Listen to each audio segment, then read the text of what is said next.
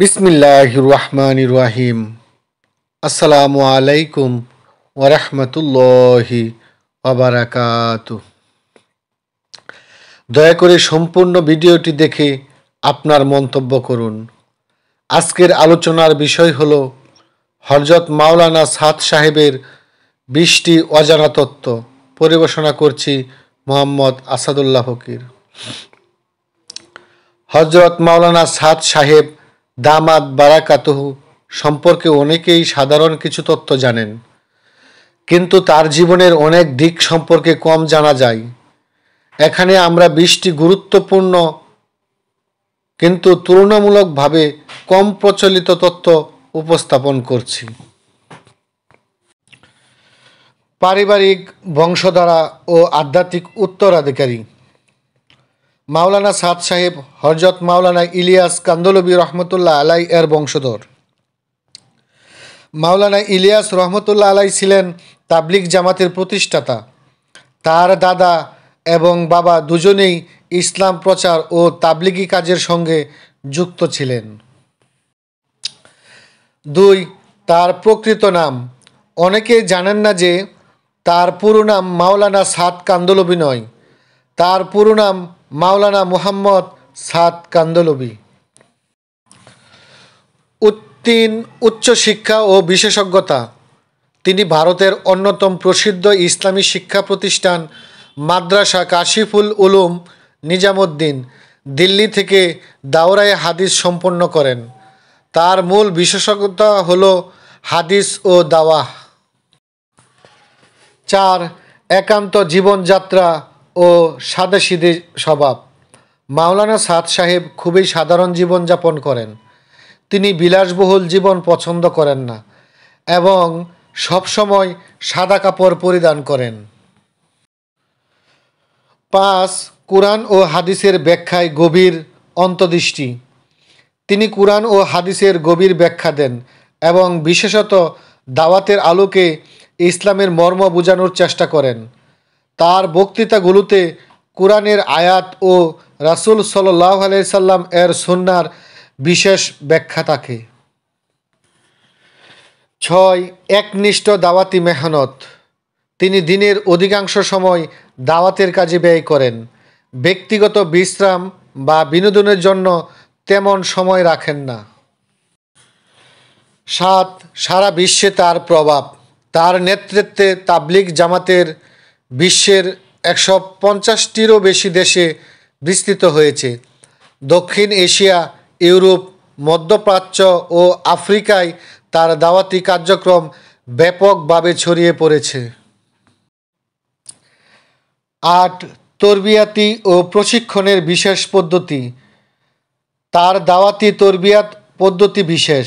তিনি মানুষকে নামাজের গুরুত্ব বোঝানোর পাশাপাশি আখলাক তথা চরিত্র ও ঈমানের শক্তিশালী দীক্ষা দিতে জোর দেন। 9. কঠিন পরিস্থিতিতেও শান্ত ও সংযত। অনেক মতবিরোধ ও বাধার সম্মুখীন হয়েও তিনি কখনোই উত্তেজিত বা প্রতিহিংসাপরায়ণ হননি। তিনি সবসময় ধৈর্যের পরিচয় দিয়েছেন এবং ইসলামের আদর্শ বজায় রেখেছেন। 10. তার বিরুদ্ধে অপপ্রচার ও ষড়যন্ত্র। তার নেতৃত্বে তাবলিগ জামাত পরিচালিত হওয়ার পর কিছু গোষ্ঠী তার বিরুদ্ধে ষড়যন্ত্র শুরু করে, বিশেষত শুরায়ে নিজামীর বিরোধিতা তাকে বিতর্কিত করার চেষ্টা করে, কিন্তু তিনি সব সময় সহনশীলতা ও ধৈর্যের সঙ্গে বিষয়গুলো মোকাবেলা করেছেন। 11. আফগানিস্তানে তার অনুসারীদের উপর নিষেধাজ্ঞা। 2003 সালে আফগান তালেবান সরকার শুরায়ে নিজামীর অনুসারীদের তাবলিগে অংশগ্রহণে নিষেধাজ্ঞা দেয়। এটি তার নেতৃত্বাধীন দাওয়াতি কার্যক্রমের বিরুদ্ধে আন্তর্জাতিক ষড়যন্ত্রের অংশ হিসাবে দেখা দেয়। 12. ভারতের দেওবন্দ মাদ্রাসায় তার প্রবেশ নিষিদ্ধ। 2023 সালে ভারতীয় দেওবন্দ মাদ্রাসা দারুল উলুম দেওবন্দ তাকে সেখানে প্রবেশ নিষেধাজ্ঞা দেয়, যা এক বড় চ্যালেঞ্জ ছিল। 13. বাংলাদেশের টঙ্গীর বিশ্ব ইজতেমায় অংশগ্রহণ বিতর্কিত। বাংলাদেশের তাবলিগ জামাতেও বিভক্তি সৃষ্টি হয়, যেখানে একটি দল তাকে সমর্থন করে এবং অপর দল তার বিরোধিতা করে। 2018 সালে টঙ্গীর বিশ্ব ইজতেমায় তাকে প্রবেশ করতে দেওয়া হয়নি। 14, সৌদি আরবে তাকে নিয়ে দ্বন্দ্ব। সৌদি আরবে অনেকে তাকে সমর্থন করলেও কিছু সালাফি গোষ্ঠী তার দাওয়াতি পদ্ধতিকে প্রশ্নবিদ্ধ করেছে।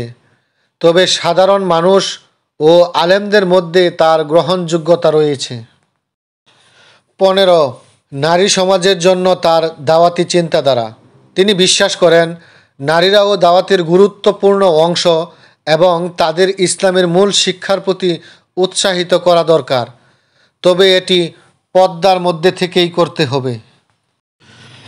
16, তার লেখালেখি ও কিতাব সংকলন। অনেকেই জানেন না যে তিনি নিজে কিছু ইসলামী বিষয়ের উপর লিখেছেন। যদিও তার লেখা আনুষ্ঠানিকভাবে প্রকাশিত হয়নি, তবে তার বক্তব্যগুলো সংকলিত হচ্ছে। 17, প্রযুক্তির প্রতি নির্ভরতা কম। তিনি ব্যক্তিগতভাবে সোশ্যাল মিডিয়া বা প্রযুক্তিগত ডিভাইস বেশি ব্যবহার করেন না।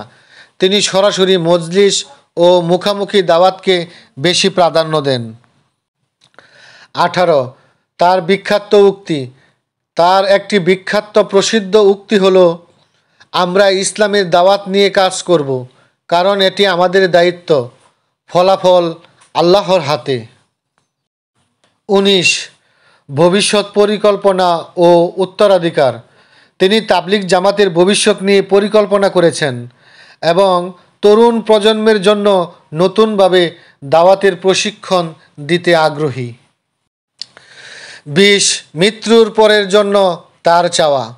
তিনি একবার বলেছিলেন যে তিনি চান তার মৃত্যুর পর মানুষ দাওয়াতের কাজ অব্যাহত রাখুক এবং আল্লাহর দ্বীনের পথে চলুক। উপসংহার: হযরত মাওলানা সাদ সাহেব দামাত বারাকাতুহু ইসলামের এক গুরুত্বপূর্ণ ব্যক্তিত্ব, যার জীবন, দাওয়াতি পদ্ধতি এবং চিন্তাধারা মুসলিম উম্মার জন্য দৃষ্টান্তমূলক। তার বিরুদ্ধে নানা ষড়যন্ত্র থাকলেও তিনি এখনও ইসলামের প্রচার ও দাওয়াতের কাজ চালিয়ে যাচ্ছেন। আল্লাহ তাকে হেফাজত করুন এবং তার দাওয়াতি মেহনত কবুল করুন, আমিন। সকলে ভালো থাকুন, সুস্থ থাকুন। তাবলিগ জামাত এর একতা নিয়ে আসুন আমরা সকলে কাজ করি। তাবলিগ জামাতের একতা হোক, এই ভাবনায় আমরা দাওয়াতি মেহনতের কাজ চালিয়ে যাব ইনশাল্লাহ। সকলের কাছে আমার চাওয়া, আমার চ্যানেলটি মানুষের জন্যই মানুষ MJM টিভি সাবস্ক্রাইব করে আপনাদের পাশে থাকার সুযোগ করে দিন। আসসালামু আলাইকুম ওয়া রাহমাতুল্লাহি ওয়া বারাকাতুহু।